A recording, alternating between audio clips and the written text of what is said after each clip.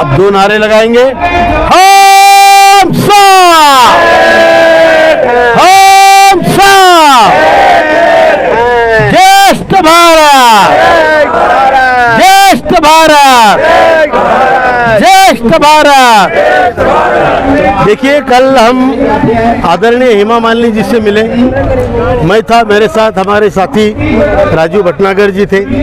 हम लोग हेमा मालिनी जी से मिले, उनसे सुबह चर्चा हुई। उन्होंने, हेमा मालिनी जी ने आदरणीय मंत्री महोदय से बात की, लेबर मिनिस्टर भूपेंद्र यादव जी से, और उनसे बात करने के बाद लेबर मिनिस्टर ने कहा, भूपेंद्र यादव जी ने कहा हेमा जी को कि मुझसे मिलवाने से अच्छा है आप ब्यूरोक्रेटिक लेवल की, सेक्रेटरी लेवल की उच्च स्तरीय एक मीटिंग ले लो। और वही लोग हैं जो करने वाले हैं, ब्यूरोक्रेट्स बेसिकली गणित उन्हीं को करना है। तो उस हिसाब से आदरणीय हेमा मालिनी जी ने कल शाम को 5 बजे हमें बुलाया सेक्रेटरी लेबर सुश्री आरती आहूजा के ऑफिस में।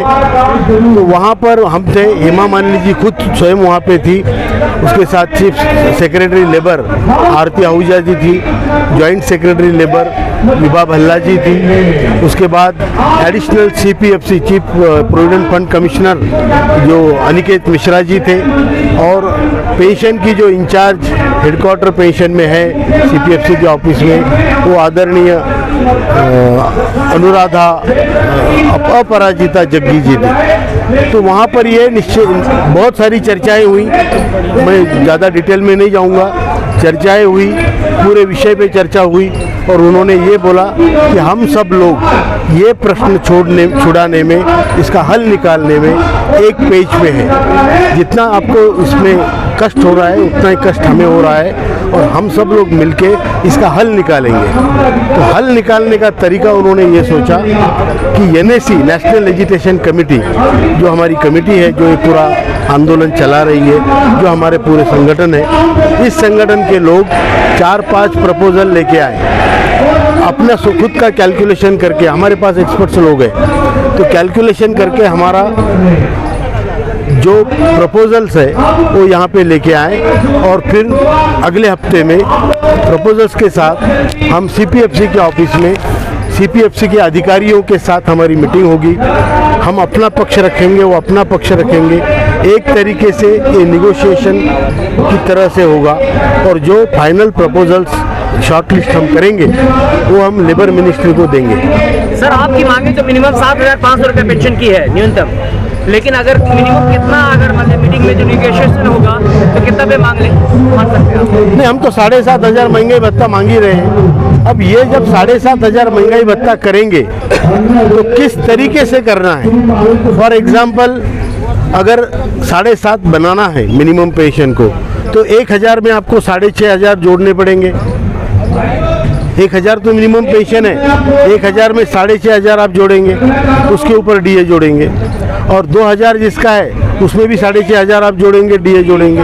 मतलब जो पैरिटी है, जिसको 1,000 है, 2,000 है, 3,000 है, ये पैरिटी भी बनी रहेगी। और हम लोग इस तरीके से सोच रहे हैं कि जैसे 7,500 इसका हुआ तो 2,000 वाले का 8,500 होना चाहिए, 3,000 वाले का 9,500 होना चाहिए। एक तो ये तरीका है। अब उसमें ये देखना है कि EPFO के रिसोर्सेस कितने हैं, उनके पेंशन फंड में पैसा कितना है, उनको ब्याज कितना मिलता है, और उनके ब्याज में से पेंशन बांटते कितना है।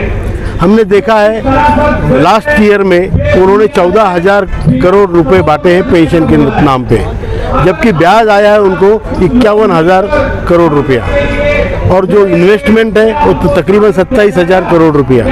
जो रेसिडुअल फंड है, जो उनके कॉर्पस फंड है पेंशन में, वो तकरीबन 8.5 से 9 लाख करोड़ है। तो ये सारा देख के, और ऐसा इसमें ये देखना पड़ेगा कि इसको आने वाले पीढ़ियों के लिए फंड ड्राई ना हो जाए, ये भी देखना पड़ेगा। जो लोग रिटायर्ड हो रहे हैं उनको भी फंड ड्राई ना मिले, उनको भी उनकी पेंशन मिलती रहे। इस हिसाब से विचार करके हम 7,500 और महंगाई भत्ते की बात कर रहे हैं। कमांडर साहब, कहीं बीच के रास्ते पे तो नहीं जा रहे हो आप? कहीं बीच के रास्ते? नहीं, अभी तो मुझे रास्ता मालूम नहीं। अभी तो हमारी डिमांड 7,500 महंगाई भत्ता है, लेकिन उन्होंने ये किया कि भाई आप लोग, हम लोग सब विषय को सॉल्व करना चाहते हैं, हल करना चाहते हैं, तो आप ही खुद इसमें बैठो समिति में। ये बहुत बड़ी बात है, ये बड़ी बात। आप समिति में बैठो, डिसीजन मेकिंग में आप आ जाओ, और आप लोग और जो डिसीजन मेकर्स है वो साथ में मिलके इस पे हल निकालो। तो हम बोलेंगे 7,500 हो सकता है, 7,500 का कैलकुलेशन जो भी उनका है वो देखेंगे, और फिर जरूरत पड़ी तो हम उसमें प्रपोजल देंगे कि भाई इतना कम पड़ता है, सरकार दे। ये वो नहीं कह सकते। जब EPFO फाइनेंस मिनिस्ट्री में सब्सिडी दी जाती है, उस तरह सरकार उसको कुछ हेल्प कर करेक्ट। तो अभी जैसे जब लेबर मिनिस्ट्री ने फाइनेंस मिनिस्ट्री को प्रपोजल भेजा था कि आप इतना पैसा दो, फाइनेंस मिनिस्ट्री ने मना कर दिया कि तुम्हारा सेल्फ रेगुलेटेड फंड है, ट्रस्ट है, तो आप अपने पैसों से दो, हमें क्यों मांग रहे हो? अच्छा, लेकिन हम है कि जो आंदोलन कर रहे हैं, हम इस फंड से भी ले सकते हैं, हम गुहार लगा सकते हैं। अगर सरकार ऐसा कहे कि भाई आपको जो अभी रोक दिया गया है कि वृद्धावस्था पेंशन भी सरकारों की होती है, अलग अलग योजना है, तो कहीं सरकार ऐसा कहे कि भाई उस योजना के लिए भी आप एलिजिबल हो जाओ, थोड़ा सा पैसा उस योजना के जरिए आपको दे दे और थोड़ा ऐसा दे दे, कुछ ऐसा रास्ता निकाले तो मानेंगे आप? नहीं, देखो हमें तो 3,000 के लगभग हरियाणा में वृद्धावस्था हमें 2,500 है।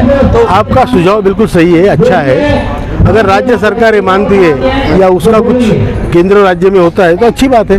हम तो क्या चाहते हैं, हम चाहते हैं 7,500 महंगाई भत्ता। कैसे भी जो हाँ, जैसे पैसा है वो आपके मतलब मंत्रालय के, श्रम मंत्री के मंत्रालय से आए या फाइनेंस मिनिस्ट्री से आए, हम चाहते हैं हमारे लोगों के चेहरे पे मुस्कान आए। 2 लोगों के लिए सफिशिएंट हमको।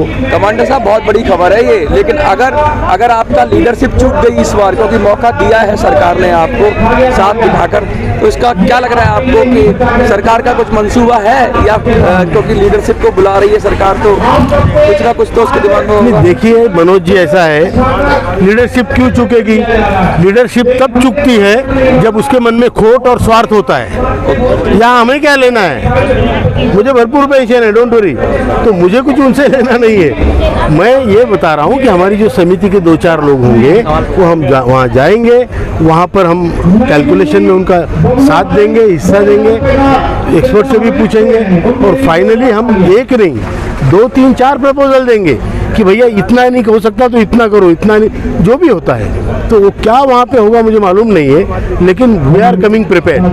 तो उसके बाद क्या प्रोसेस होगा? श्रम मंत्रालय को भेजा जाएगा वो प्रपोजल, और जब आप दे दोगे तो वो फाइनल करेंगे, श्रम मंत्रालय को भेजेंगे, फिर उसमें तो ये तो लंबा प्रोसेस हो गया। लंबा प्रोसेस नहीं है इसका, ये फंड से क्या करना है, अच्छा, ये अधिकार श्रम मंत्री को है। अच्छा, श्रम मंत्री को अधिकार केवल श्रम मंत्री है इस नाते नहीं है, वो CBT के चेयरमैन है, जो सेंट्रल बोर्ड ऑफ ट्रस्टीज है, जो ये पूरा फंड संभालती है। उसमें 43 मेंबर्स होते हैं, उसके चेयरमैन श्रम मंत्री होते हैं, और जिसका सेक्रेटरी CPFC होता है। तो ये जब CPFC के ऑफिस में कैलकुलेशन होके लेबर सेक्रेटरी के पास जाएगा, वहाँ से क्लियर होगा तो श्रम मंत्री डिसीजन ले सकते हैं। अगर उसमें दिक्कत है तो फिर प्राइम मिनिस्टर जी को इसमें आदरणीय प्रधानमंत्री जी को इंटरवेंशन करना पड़ेगा।